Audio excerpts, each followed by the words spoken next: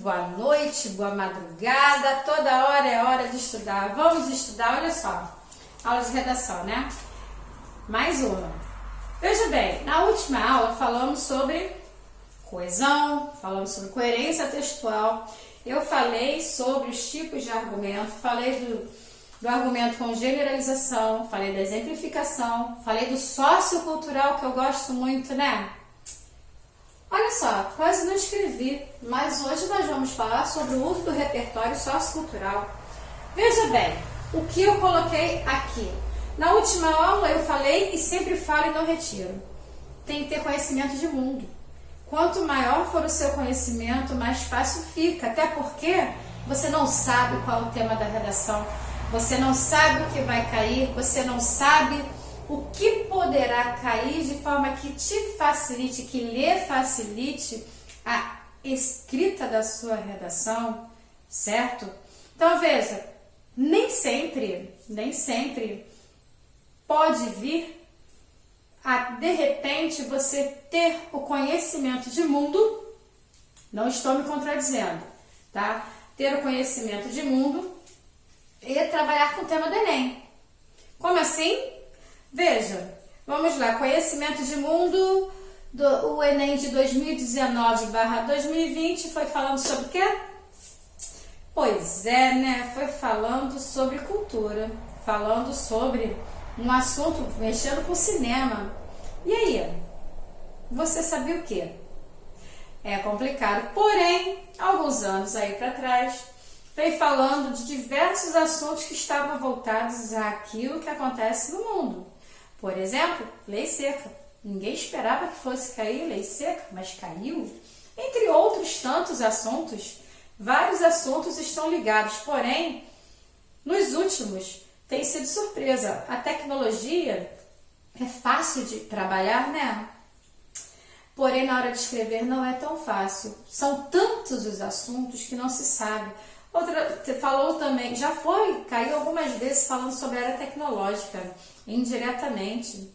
E veja, o que você conhece, atualmente tem até problemas, né? Fake news, até falo, no passado era fato, professora, fato é real. Por que você colocou fato real?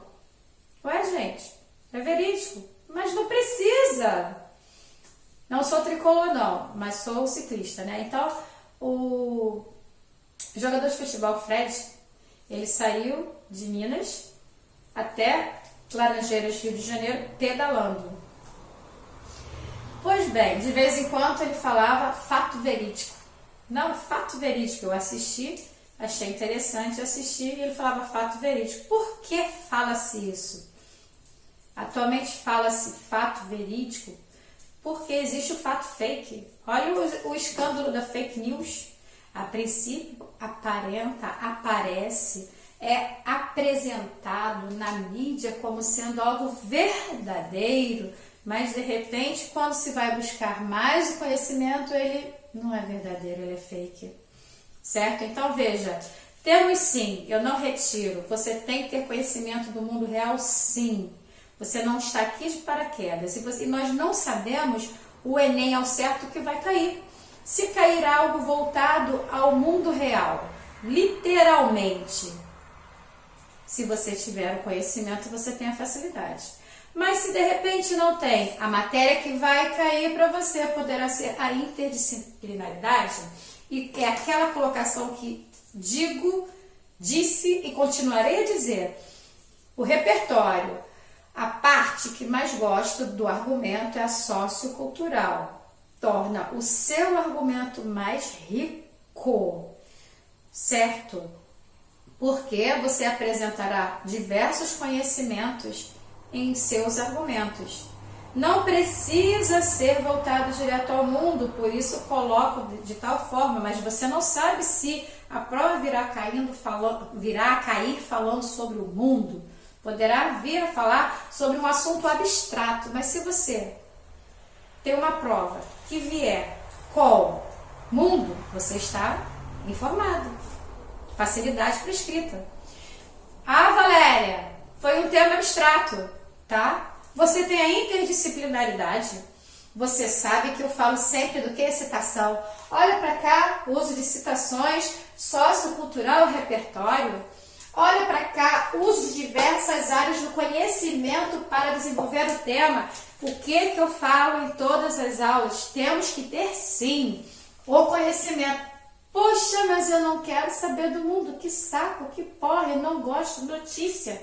Se cair algo voltado ao mundo real, algo que é fato, que está interferindo no meio ambiente, você está acompanhando, você vai saber. Algo que está interferindo na educação, você está acompanhando, você vai saber. Algo que está falando sobre, vamos lá, racismo, você sabe, você conhece. Etnias diversas, o respeito às etnias. Olha, tem tantos assuntos acontecendo que pode cair. Mobilidade urbana, que eu venho falando, está para cair, ainda não caiu. Pode cair. O que você conhece de mobilidade urbana? Só que você sai de bicicleta e que tem ciclistas e que pedalam e que respiram o ar limpo, que você chega rápido. O que tem de positivo nisto? Que não é senso comum, que não é generalizado, você tem que ter esse conhecimento. Tem material na internet para isso, gente. Vamos buscar, certo? Vamos, né? Linguagem informal, né? Vamos buscar, tá? Então, olha o que eu coloquei aqui. Não basta somente mostrar conhecimento de mundo.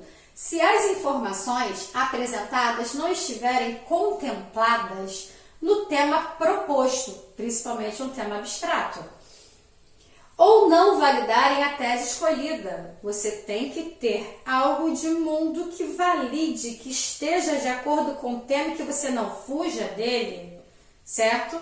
Mas se, de repente, não está ligado ao mundo, você vem para cá, olha, certo?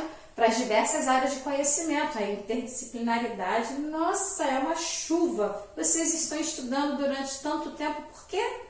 Para quê? Serve para cá. Vamos enriquecer essa redação, certo? O repertório sociocultural deve servir para embasar o tema e a tese que você está defendendo, qual a sua verdade, o que você quer falar na tese, você precisa de embasamento. Qual é o embasamento que você tem? Subordinando-se a eles, preste atenção, o repertório sociocultural deve servir,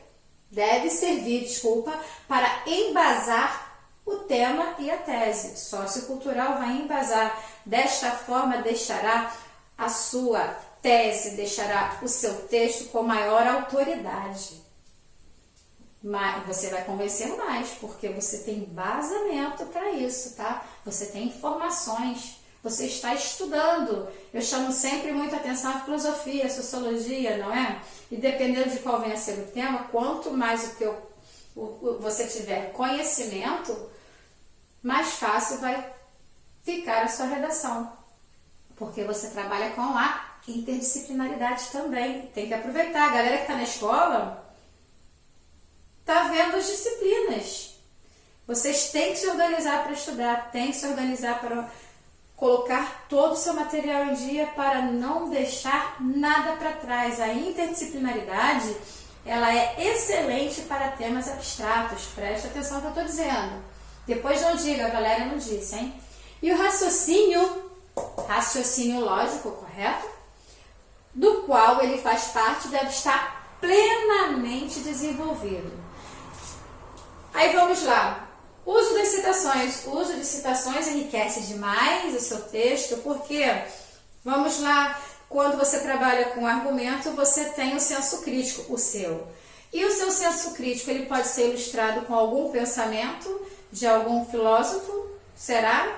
De algum sociólogo, de algum pensador, de alguém que lhe dê autoridade ao seu texto, ao seu argumento.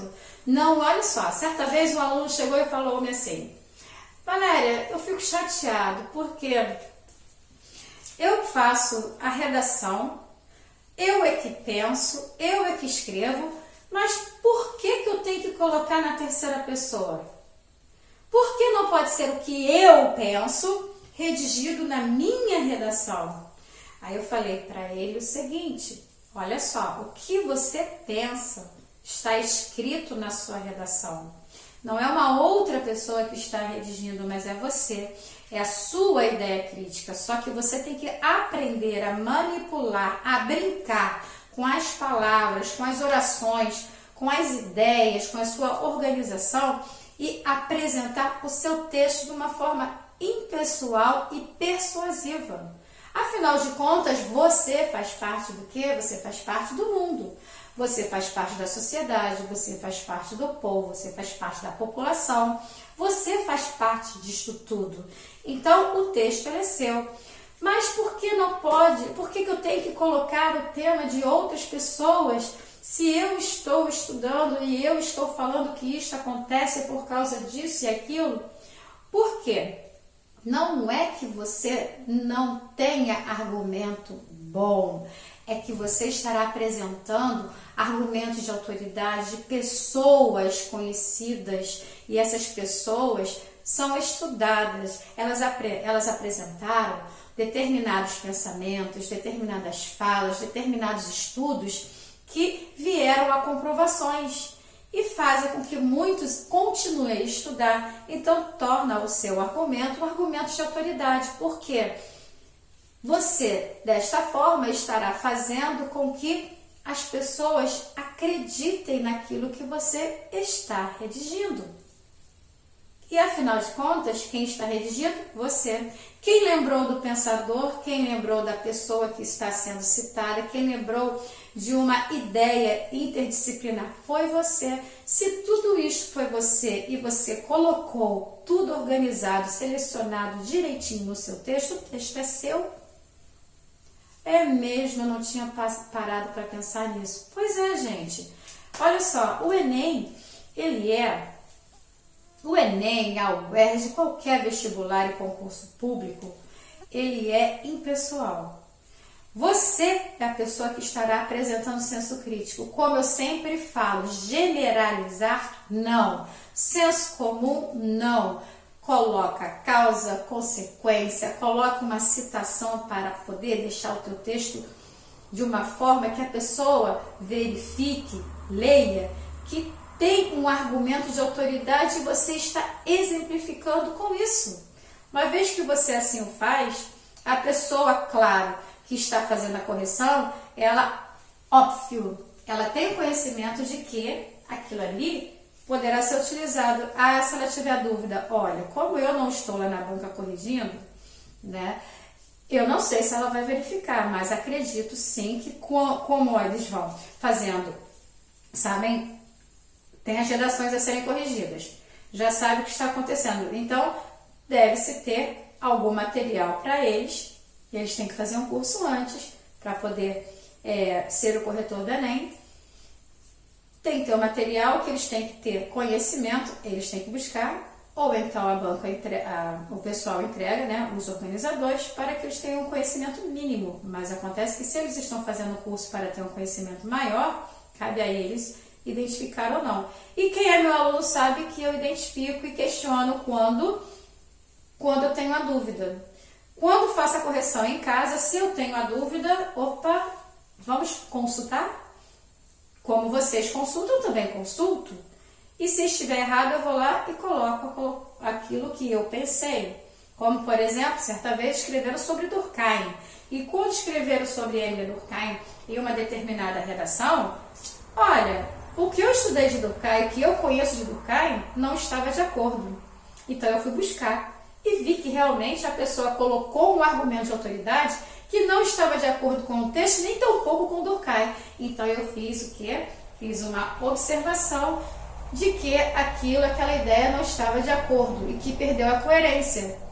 Então vocês têm que ter cuidado. Não sabe, não escreve. Não peque dessa forma, mas se você buscar algo que possa trabalhar para diversas áreas, perfeito. Não tem? Pegue uma citação, pelo menos assim, uma para o meio ambiente, uma para a educação, uma que possa universalizar, sem generalizar, tá? Para que enriqueça a sua redação. Isto é primordial. Não é pegar uma citação, largar ela ali do nada. Não. Ela tem que estar ligada àquilo que você está explicando, da causa, do fato, da consequência, e você ainda vai aprofundar essa citação de acordo com aquilo que você já apresentou de fato, aquilo que você já apresentou de causa, de consequência, ela está no meio e você ainda estará explicando por que ali ela está. Ela exemplifica por quê. De que maneira você tem que fazer isto para poder convencer aquele que estiver lendo a sua redação. Entendido? E aqui quando eu coloco uso de diversas áreas de conhecimento, gente, acabei de falar. Dependendo de qual venha a ser o tema, quanto maior for o seu conhecimento, mais fácil. Em sala de aula conversamos também sobre o solo, falamos sobre o garimpo, certo? Falamos como estavam agredindo o solo, como estavam agredindo os rios, os produtos químicos que são jogados no rio. Falamos sobre diversos assuntos que estavam na química, trabalhando com solo. Quando trabalhamos Brumadinho, Mariana, também falamos bastante sobre diversos assuntos para chegar lá. Até porque o que aconteceu, o rio ficou poluído, o mar do Espírito Santo foi poluído, de tal forma que o mar do Espírito Santo, onde chegaram os dejetos, né, ficou aquela parte marrom. Passado por onde não invadiu mais, voltou à cor normal. Isto aí está voltado a quê? Eu posso trabalhar de que maneira? Mexeu com o quê? Com os peixes, os rios. Vocês lembram que as águas das torneiras lá de Minas ficaram sujas? Lembra? O Espírito Santo, a água começou a ficar suja também. Por quê? Porque o rio passou e aquele rio era o que alimentava as torneiras. Lembra? As pessoas tinham que comprar água para fazer comida, para tomar banho, para beber, porque a água vinha barrenta. Lembram disso, gente? Então, olha só, quanto maior for o seu conhecimento, mais fácil. E quando eu estou falando, eu trabalhei com conhecimento de interdisciplinaridade, assim como de mundo. Aconteceu o quê? Rompimento das barreiras. O que ocasionou? Pessoas sabiam, de acordo, estavam estudando o caminho dos dejetos e viram que iria seguir determinado percurso. Começaram a retirar peixes, pois eles estariam em extinção, colocaram para cativeiros. Veja só, é conhecimento. Como é que se faz cativeiro? Para quê? Depois bota como? Gente, interdisciplinaridade é tudo, certo? Então, olha, sociocultural é riquíssimo, ele é vasto. Vou pegar aqui o material que fala o seguinte, olha só. Aqui ele coloca assim, desafios para a formação educacional dos surdos no Brasil. Uma pessoa fez de tal forma. Colocou, vou só colocar a parte onde está em negrito na apostila de vocês, página 38, tá? Na antiga Esparta, olha o conhecimento, crianças com deficiência eram assassinadas, pois não poderiam ser guerreiros, profissão mais valorizada na época. Ok, né? Isso aqui, olha só, fiz uma alusão histórica. Agora começa a fazer o quê? O texto. Na contemporaneidade, tal barbárie não ocorre mais, porém há grandes dificuldades para garantir aos deficientes, em especial os surdos, o acesso à educação, devido ao preconceito ainda existente na sociedade e à falta de atenção do Estado à questão. Veja só, peguei uma alusão histórica e trabalhei o passado e recomecei um ponto continuativo com a contemporaneidade, que é o nosso momento, certo? Depois ele coloca aqui, inicialmente, uma entrave é a mentalidade retrógrada de parte da população, que age como se os deficientes auditivos fossem incapazes de estudar e, posteriormente, exercer uma profissão. Agora preste atenção, ponto continuativo, de fato, vírgula. Tal atitude se relaciona ao conceito de banalidade do mal, trazido pela socióloga Hannah Arendt.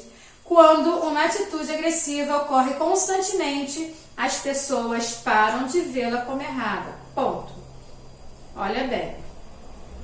Nessa parte, tal atitude relacionada ao conceito de banalidade trazido pela aí vem o nome dela, 2 pontos, quando uma atitude agressiva, ou seja, tem um discurso aqui no meio do caminho.